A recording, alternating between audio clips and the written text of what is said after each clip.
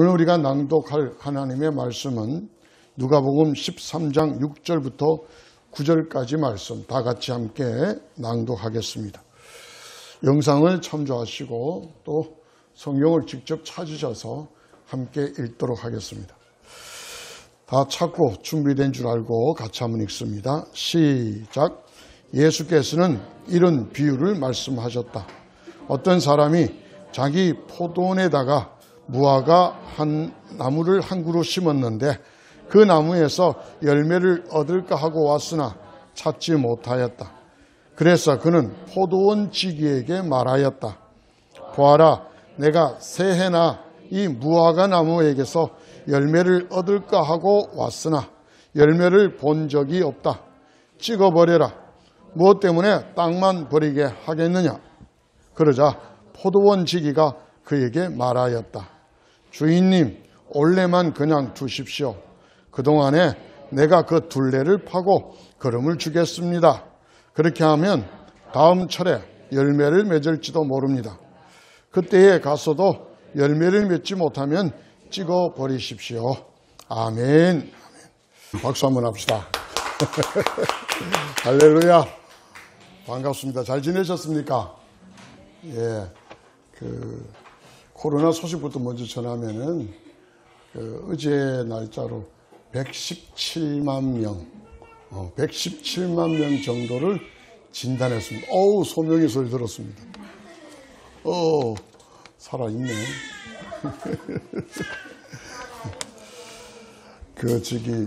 웬만한 동네에는요, 1년이 가도 아기가 안 태어난답니다. 제가 원래 진도에 갔는데, 작년에 태어난 아이가 7명인가 그래밖에 안 됐대요. 우리나라 세 번째 큰 섬인데 전체에서 태어난 아이가 10명도 안 되는. 그런데 이 아이 소리가 얼마나 좋아요. 이제 우리나라에서 2명만 낳아도 각종 혜택이 막 쏟아진다고 하니까 참 좋은 시절입니다. 이제는 2명이 다자녀 가구에 해당해서 많이 혜택한답니다. 자, 코로나 이야기 하다가 멈췄는데요. 한 2,000명, 3,000명 이렇게 사이 왔다 갔다 합니다. 근데 지금 검사하는 인원이 굉장합니다. 거의 117만, 저는 100만 명 넘어갈까 싶었는데 또 어디에서 확충을 했는지 지금 117만 명이나 합니다. 아마 이 가을 되면 한 조금 더 넘어가지 않을까, 한 150만까지 봅니다. 어쨌든 위드 코로나로 이렇게 쭉 진행해 간다는 거 사실 기억하시고, 이제는 중증과 그 다음에 사망자 관리만 집중적으로 국가가 할 것이다.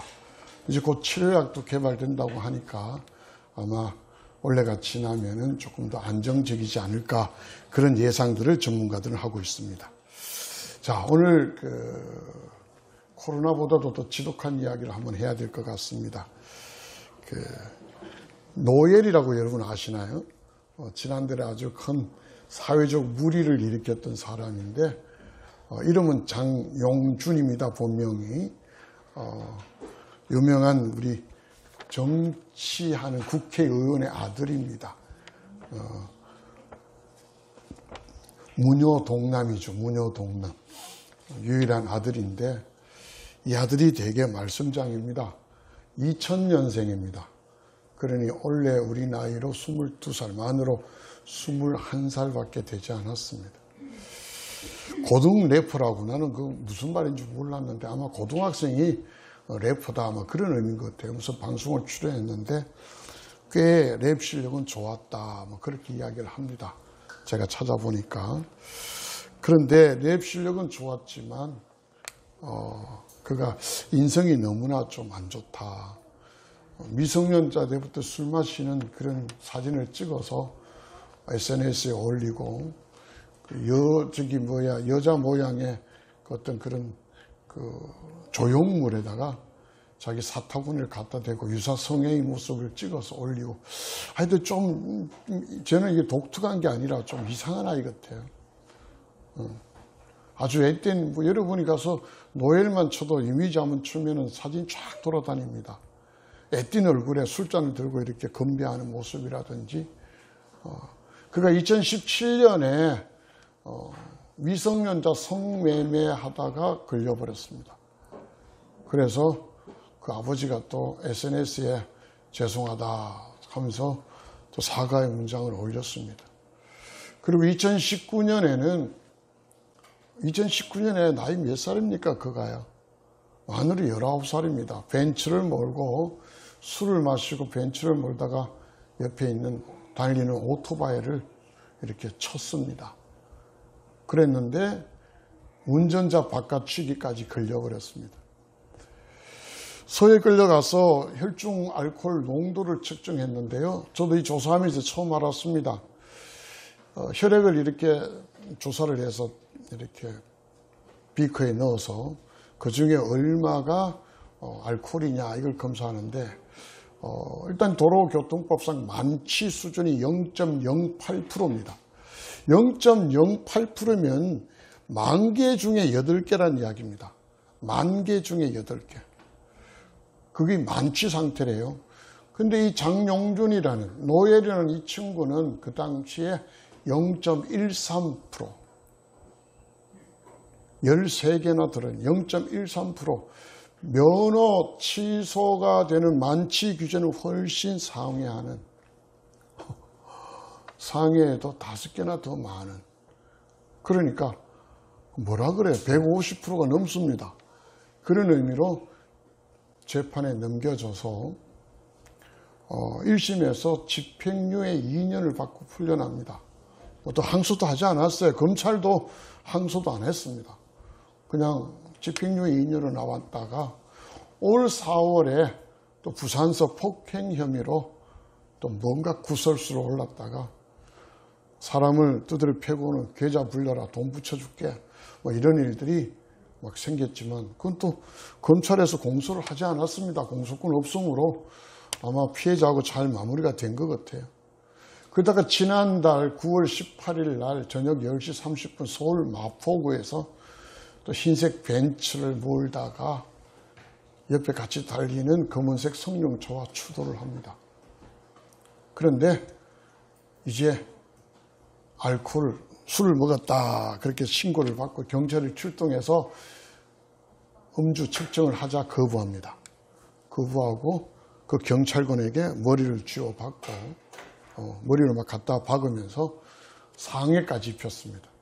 그래서 검찰에 기소가 됐습니다. 죄목이 5개입니다. 제일 먼저 음주 측정 거부, 두 번째 공무 집행 방해, 세 번째 누구도 돌본 적 없는데, 세 번째가 무면허 운전, 네 번째가 도로교통법 위반, 그러니까 차량 사고가 났죠. 5번째가 경찰관 상해를 입혔다. 이런 제목으로 기소가 됐습니다. 지금 국민들이 너무 화가 나서 그의 아버지 장제원 국회의원입니다. 이 사람을 제명시켜야 된다. 그러면서 청와대에 국민청원을 넣었는데 20만 명이 금방 늘어났습니다. 물론 청와대가 어떻게 할 수 있는 게 아닙니다. 국회에서 국회의원들이 발의를 해야 됩니다. 제명 발의를 하고 출석 의원 중에 아마 3분의 2 정도로 알고 있는데 그렇게 찬성을 해야 제명이 되지 국민청원한다고 되는 건 아닙니다. 장제원 의원이 또 자기 SNS에 페이스북인가 올렸습니다. 세 번째로 2년마다 주기적으로 올립니다. 부끄럽다. 뭐 법의 심판을 받아야 된다. 그러나 아비의 노릇도 해야 되겠다. 뭐 여러 가지 이야기를. 2017년에는 공교롭게도 2019년에는 공교롭게도 조국 씨가 이제 재판에 올려졌을 때 또 청문회 할 때 이 장제원 씨가 막 야단을 쳤습니다. 당신 딸 그 아빠 찬스 한 거 아니냐고 막 야단 쳤는데 바로 그날에 자기 아들 장용준이가 사고를 쳤었습니다.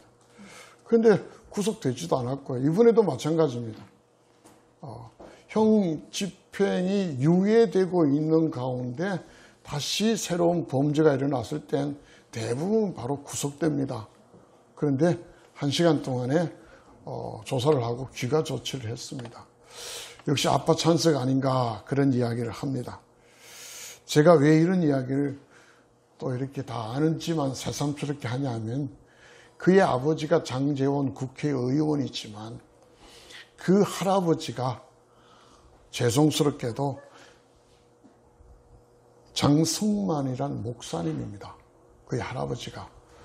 그런데 그분이 교육계에 뭔가 이렇게 투자를 많이 해서 부산의 그 교육 재벌입니다. 뭐 동서대학인 같은 그 대학을 설립을 하고 전문대학 뭐 아주 학교도 되게 많이 세워가서 소위 말하는 사학 재벌이다 그렇게 알려져 있습니다. 큰아들이 대학의 총장으로 있고 이 작은아들이 장제원 씨인데 부총장으로 쭉쭉 있다가 부산 사상에서 지금 내리 3선을 하고 있습니다. 어쨌든 그 손자가 아주 말도 못하게 보통 사람은 생각지도 못하는 그런 범법 행위를 아주 자연스럽게 하고 있고 이것이 고쳐지지 못한다. 그래서 요즘에는 어떤 일이 생기냐면은 영원히 아이 때문에 고통받는 아버지다. 장제원 씨 별명이 영고아입니다.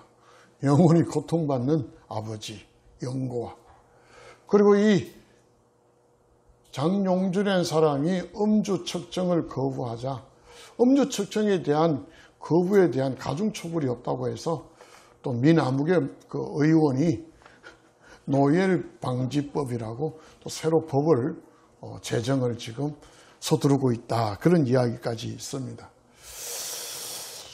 제가 이걸 보면서 또 조사하면서 참 암담하다. 노예란 이름이 뭔지 아시죠?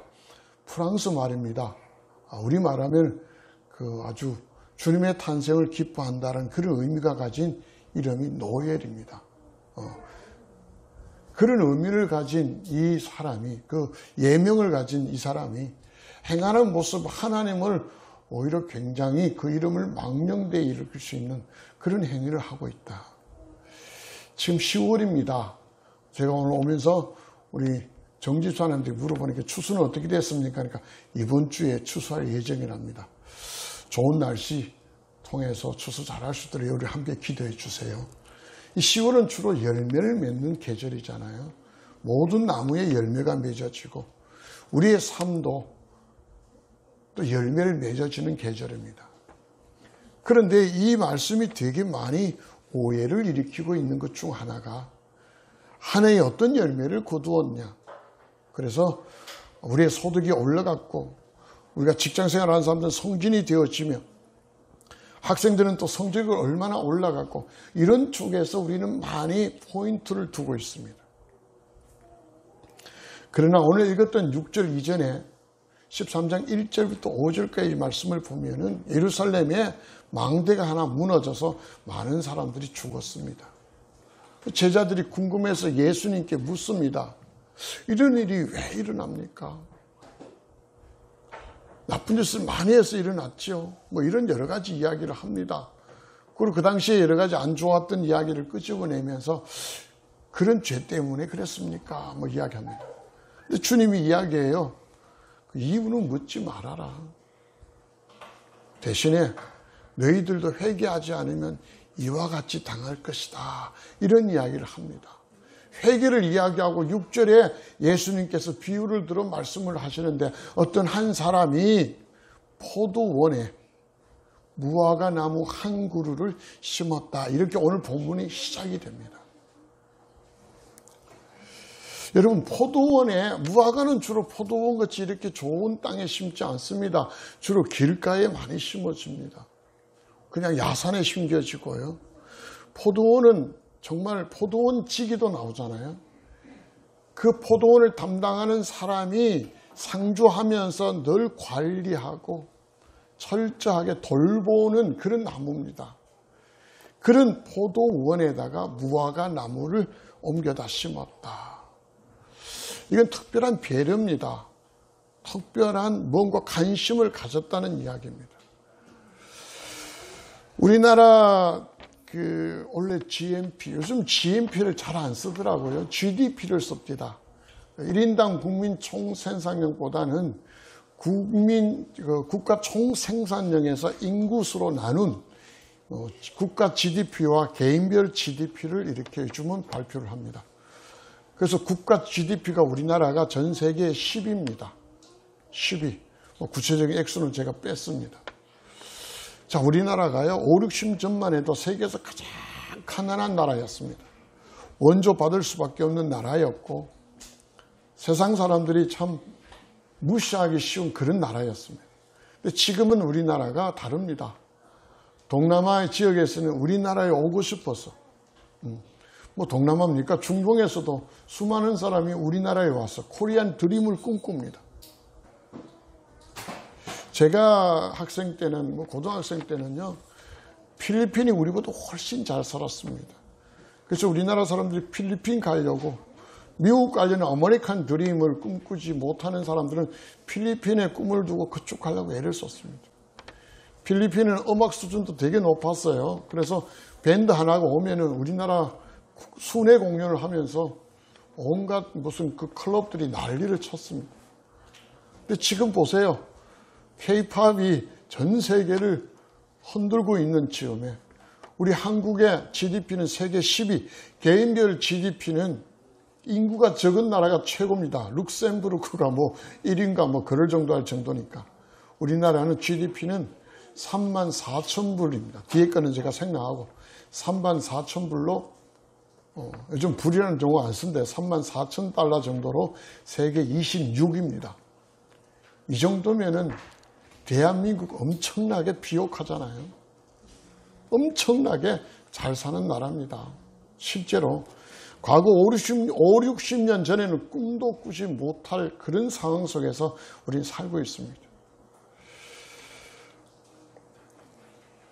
장선만 목사님 되게 어렵게 살았습니다. 그런데 그가 목회를 하면서 하나님의 은혜로 많은 부를 축적했고 그것을 또 교육계에 투자를 해서 재단을 설립하고 교육재단이죠. 사학을 세우면서 되게 많은 그런 긍정적인 부를 누립니다. 사회적 지위도 마찬가지고 그의 손자 되는 노예는 대학 그냥 가고 싶으면 자기 할아버지, 자기의 큰아버지가 총장으로 대학 그냥 들어갈 수도 있어요. 신경도 안 씁니다. 그는 우리 국내에 거주하는 사람이지만 그는 국제학교를 다니고 외국인 고등학교를 다니고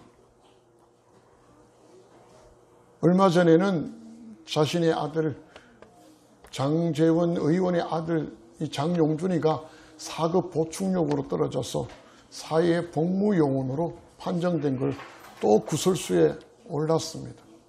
구체적으로 이유가 뭐냐고 따질 때 장재원 의원이 이야기합니다. 개인 신상적인 이야기라서 밝히지 않겠다. 이 장용준이라는 친구는 세상 비옥한 토지에서 자라났습니다. 오늘 여기 포도원 지기를 나무를 앞두고 막 야단쳤고 또 무화과나무를 야단쳤던 이 포도원 주인은 뭐라고 이야기합니까? 내가 포도원에 무화과나무를 딱 옮겨 심고는 3년 동안 와서 열매가 맺히는가 이렇게 열 관심을 가지고 또 포도원 지기에게 명령을 해서 늘 잘 돌봤다 이런 이야기입니다. 그리고 하나 원하는 게 뭐예요? 열매입니다. 열매. 무성한 열매까지 바라지 않았습니다. 그래도 적어도 열매를 맺는 것을 기쁨으로 여기면서 왔는데 3년 동안 열매는커녕 잎만 무성한 걸 보고 화를 냅니다.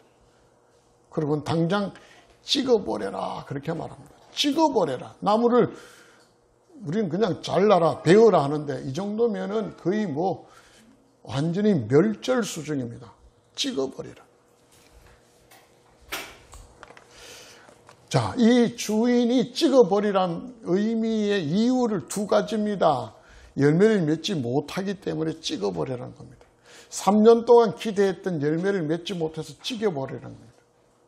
두 번째는 이렇게 있으면 땅만 부린다. 이 비옥한 토지에, 이 포도원에 다른 나무, 포도나무를 심으면 더 많은 열매를 거둘 수 있는데 그러지 못하고 떡 버티고 있는 너 때문에 땅만 버린다. 그래서 찍어버리라는 겁니다. 장용준이가 있는 그 노엘의 소속사에서 합의를 해서 그 소속사가 계약을 해지를 했습니다. 이제 방출됐습니다. 뭐 더 이상 뭐 어떻게 할 수 없잖아요. 소속사도 이제 더 참출을 못합니다. 그래서 계약서에 의해서 해지를 시켜버렸습니다. 저는 어쩌면은 찍어버리는 수순이 아닌가 싶어요. 장제원 씨도 부산 무슨 뭐 시당 위원장 내려놓고 또 모 후보의 그 선거 총괄 무슨 실장으로 했었는데 그것도 내려놓고 다 자숙하겠다 하면서 지금 이렇게 골방으로 뒷방으로 물러 앉았습니다. 얼마나 갈는지 모르지만 어쩌면 찍어버리는 이런 어떤 그런 모습들이 나오고 있지는 않는가요? 근데 문제는 제가 이 노엘만의 문제가 아닙니다. 장용준의 문제가 아닙니다. 우리 한국의 모든 크리스찬, 교회, 우리 성도, 예배자들의 문제라고 저는 이 말씀을 오늘 드리는 겁니다. 대한민국이 얼마나 잘 살게 됐습니까? 과거에는 그렇게 못 살 때는 얼마나 하나님 붙들었습니까?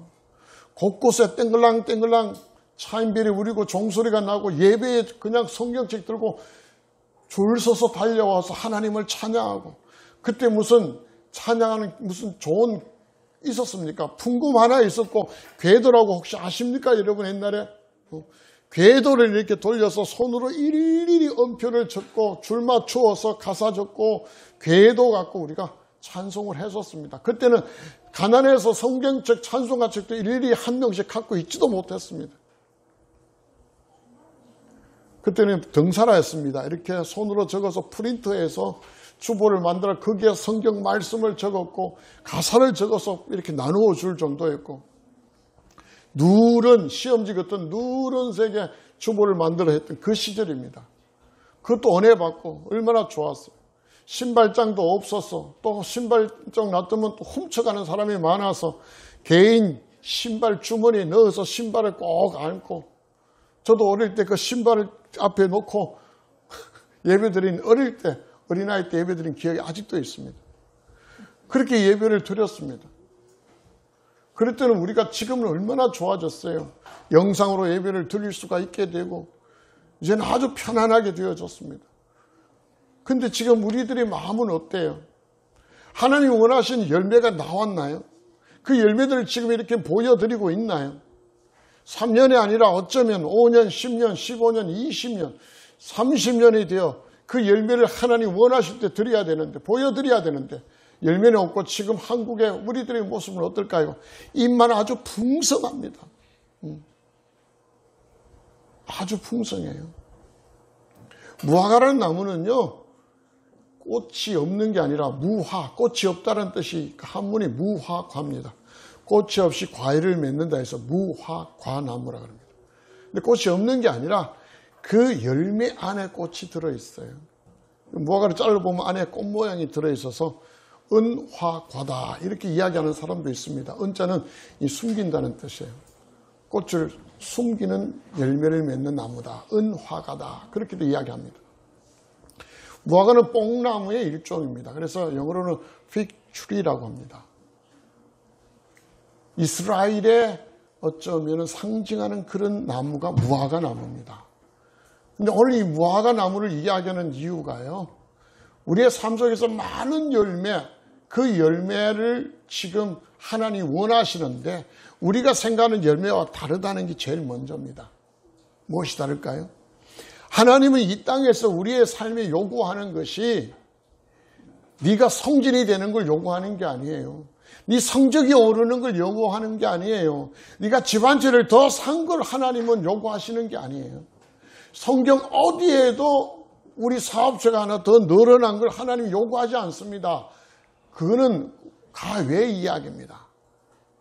하나님이 우리에게 요구하는 최소한 리밋된 최소한의 요구는 뭐냐? 우리의 변화입니다. 우리가 달라지는 거예요. 우리가 달라져서 예수를 믿은 게 절대로 아니에요. 우리는 그저 그대로입니다. 그런데 주님이 우리를 부르셔서 만나서 하나님 앞에 돌아와 하나님의 자녀로 된 겁니다. 그런데 우리의 삶이 전혀 달라지지 않았어요. 회개를 하고 돌아왔지만 회개에 합당한 열매가 우리의 삶에 없다는 거예요. 예수 믿는 것이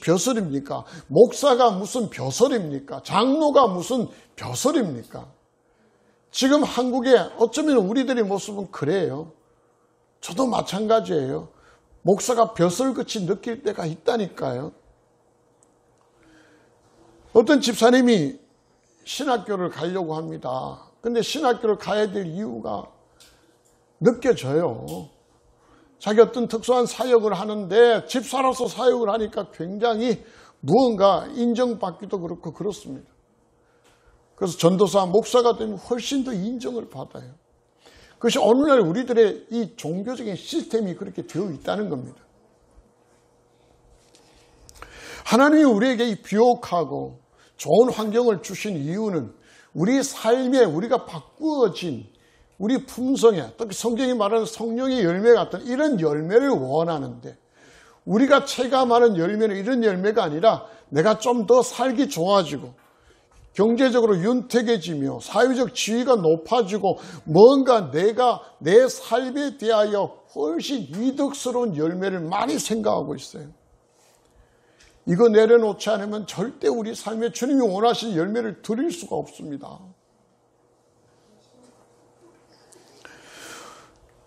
화가 나서 이 포도원 주인이 화가 나서 찍어버리라고 말할 때 포도원 지기가 나와서 간청을 합니다. 어떻게 간청을 합니까? 그대로 좀 두십시오. 올해만 그냥 두십시오. 올해만 그냥 두십시오. 일단은 새로운 시간, 기회, 찬스를 우리에게 다시 제공하는 것 같습니다. 올해만 그냥 두십시오.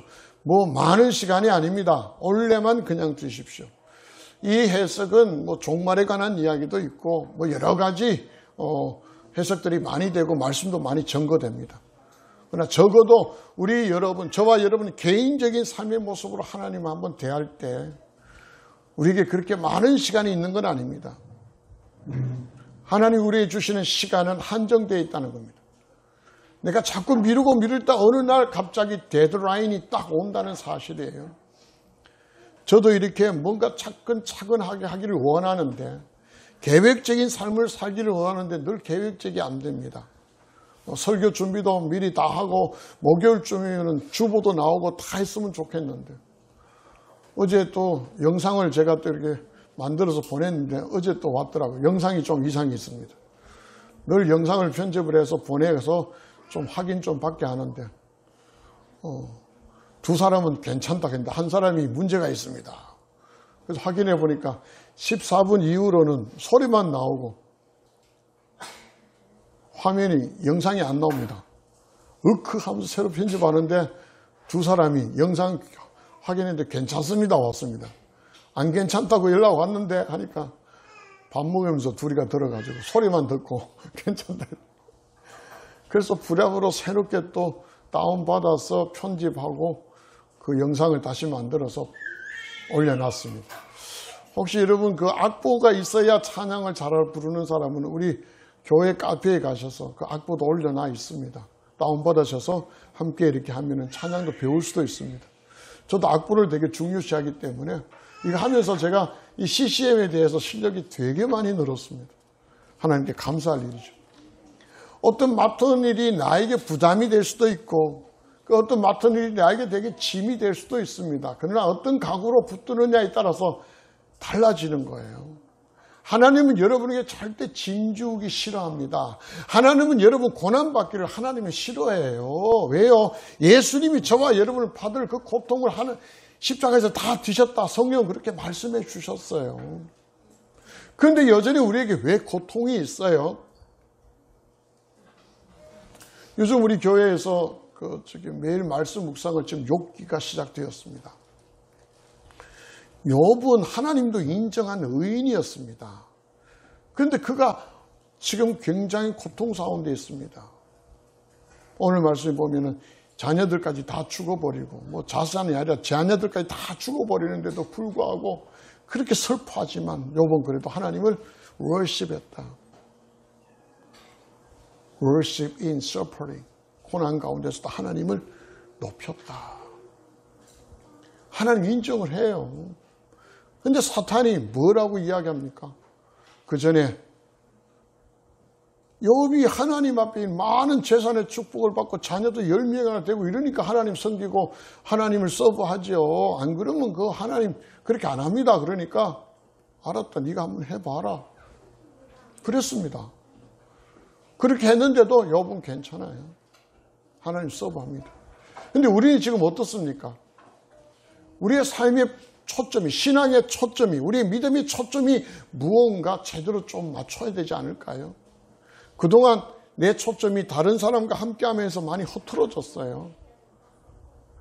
내가 하나님 말씀에 정조준해서 가야 될 우리의 신앙과 믿음이 다른 사람들 보면서 거기에 이렇게 막 맞춰가다 보니까 제대로 된 초점이 틀려졌습니다. 이제 한번 잡읍시다. 남자들은 0.4격이라는 걸 합니다.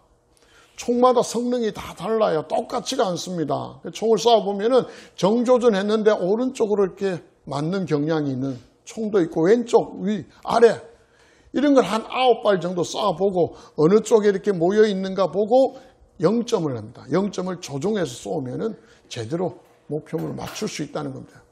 오늘 이 말씀은 저와 여러분의 믿음의 0점 조종입니다.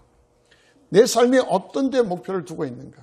만약에 내가 잘못 두고 열심히 살았지만 주님이 원하시는 열매가 아니에요. 주님 보실 때 입만 무성한다면 주님의 입에서 나오는 메시지가 뭘까요? 찍어버려라 밖에 없습니다.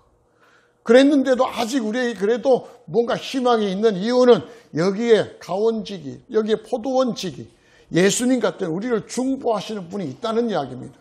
그래서 시간을 조금 더 우리에게 기회, 찬스가 온 겁니다. 근데 오늘 이렇게 포도원지기가 말합니다. 내가 그 둘레를 파고 그름을 덤뻑 주워서 다시 한번 관리하겠습니다. 그렇게 나오는 겁니다. 여러분과 제가 바라봐야 될 건 환경이 아닙니다. 우리의 여건과 상황이 아닙니다. 그런데도 불구하고 우리는 자꾸 여건과 상황, 둘레만 자꾸 봐요. 내 둘레에 걸음을 줘야 되는데 이거는 우리가 할 일이 아니에요. 우리를 중보하시는 분, 적어도 예수 그리스도, 우리를 책임지시는 하나님, 또 우리 안에 오셔서 우리의 삶을 전적으로 책임지셔서 떠나지도 않고 버리지도 않겠다고 하신 성령 하나님의 몫이에요. 여러분이 여러분의 여건을 변형시키고 여러분이 여러분의 상황을 반전시키고 이건 우리의 몫이 절대로 아닙니다. 우리는 뭐예요? 초점만 맞추면 돼요. 열매를, 어떤 열매예요? 입만 무성하고 폼나는 열매가 아닙니다. 내 삶을 윤택하게 만드는 그런 열매가 아닙니다. 내가 손해를 봐도 내 것이 기쁨이 되고. 여러분 이해되세요? 주님과 같은 성령의 열매입니다. 내가 모험을 당해도 나를 원수고 지역이는 사람을 만나도 저를 축복할 수 있는 그런 식의 내 삶의 변화의 열매를 주님 우리에게 원하신다고요. 산상수훈에서 주님 하시는 말씀 기억나시지 않습니까? 오리를 가고자 하는 자는 십리를 가고, 이런 변화가 우리 속에 나와 있느냐는 겁니다. 겉옷을 달라면 속옷까지 내어질 수 있는 변화. 오른쪽 뺨을 맞으면 왼쪽 뺨을 내줄 수 있는 변화. 제가 늘 말씀을 드리죠. 그냥 나오는 게 아니에요. 왼손으로 때리면 우리 오른쪽 뺨을 맞습니다. 왼손이 약하잖아요. 그런데 왼쪽 뺨은 다음에 오른손이 나옵니다.